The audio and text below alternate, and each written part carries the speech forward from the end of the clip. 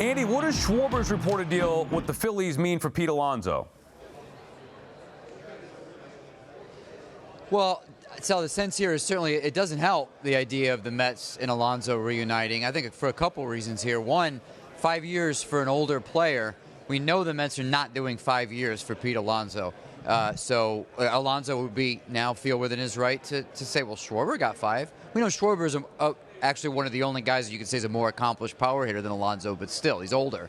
Secondly, the Orioles are heavy in on Schwarber. The Orioles are in on Alonso. So there's home run DH guy money like burning a hole in the Orioles' pockets. And for the last 2 years, all that was needed for Alonso to leave the Mets is for one team to step up over that 3 years. It didn't happen last winter. There was the Mets at 3 years and the Blue Jays at 3 years. If someone had offered 4 or certainly 5, Alonso would have been gone 11 months ago. So if one team steps up now, and there are other teams in the mix, then that's probably that in terms of the Mets and Pete. And it feels like the teams that lost out on Schwarber now, and the Red Sox in that category as well, could be more motivated potentially. Thank you, Andy. We appreciate the insight. As always, enjoy the rest of the winter meetings. Look, I can defend the Mets on the Diaz thing here. If they lose Alonso, I mean, they better build some ball club because fans are going to be irate. And how badly do you think the Mets need Alonso back without the idea of Schwarber being an option as a fallback? I mean, Sal, even when Schwarber was still out there, I wanted them to sign Alonso and just be done with it already. Look, I mean, he had a great year after being sort of thrust out on the market again, after not getting really what he wanted last year in his first swing at free agency. Look, the Mets need this kind of run production. And Pete is one of the best sluggers in baseball. And where the thing to me is, if this guy says, you know what, I'd like to take aim at the Green Monster. I'm going to Boston and see what I can do there. 50 homers, 50 doubles, by the way, is my prediction over/under. But if that happens, where are the Mets getting this production?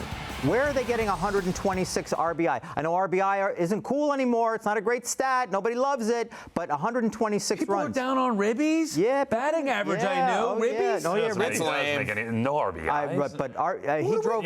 I saw a stat the other day, and I apologize because I can't remember where it came from, but he drove, other than himself, he drove more teammates in than any other player in baseball last year, which means that he is generating some pop when there are runners on base. He's not just hitting home runs, and it's himself that he's driving in. So this guy is massive run production. The Mets need it. I mean, they need to get this together.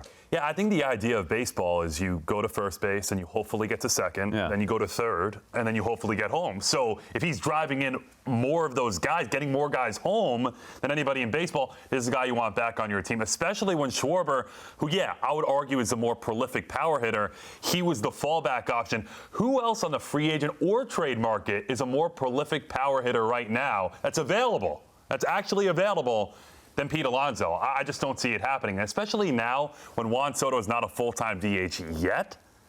There's your DH. There's your first baseman. You can plug and play, and if David Stearns wants run prevention, you don't have to make him your first baseman. You could sign him as your full-time DH. I just don't know where you're replacing that production from a home run RBI. And this year, a double standpoint. Extra base hits, name of the game. Alonso's proficient in everything. One, when it comes to Kyle Schwarber, I never got the sense he was leaving the Philadelphia Phillies. He's just too ingrained in the fabric of that team. And, for the Mets, look, if I was in that front office, I am concerned about what my spin is at the moment. You just lost Edwin Diaz to the team that you're chasing within the National League. Okay, now you're going to sell me on Pete Alonso going to Baltimore, Pete Alonso going to the Boston Red Sox, and to your point, Emmanuel, who is replacing Pete Alonso? What is the pivot for the New York Mets, who, Sal, clearly want to be in the business of fielding a championship caliber team going into the 2026 season? I have a hard time envisioning you're a better baseball team. Edwin Diaz is gone. Now, Pete Alonso is going to be gone, too? Come on now. The alternative will be Kyle Tucker and right. It's a lot more money. It's a lot longer commitment. Hey, don't shoot them out. I'm just saying you're asking for alternatives. You're on notice, Sal. I want Pete back. I wanted him even more than Schwarber. Problem is, if you want to talk about replacing him in that lineup, there really aren't that many viable options now, especially without Schwarber. One of those viable options, it's not Cody Bellinger. Bellinger's not that bad. It's Kyle Tucker. You move Soto to the left, and then you still might need. And then you're way too lefty. Yeah, well, that's another thing.